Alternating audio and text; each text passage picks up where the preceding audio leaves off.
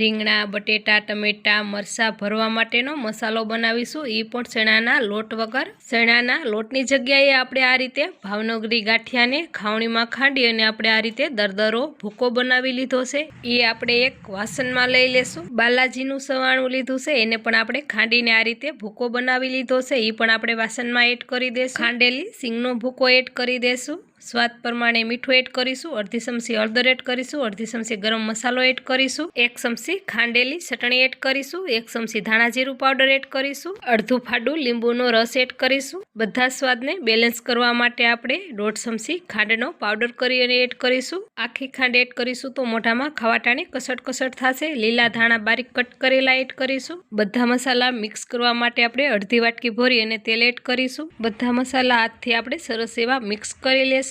આ મસાલો બનાવેલો આપણે આખા રીંગણા કે આખા બટેકા કે આખા ટમેટા કે પછી આખા મરચાંનું શાક બનાવવું હોય તો આપણે પણ બનાવી શકીએ ફ્રેન્ડ। મસાલો આપણો બની ગયો છે। મસાલાની રેસીપી ગમે તો લાઈક, શેર, સબસ્ક્રાઈબ કરતા જાજો।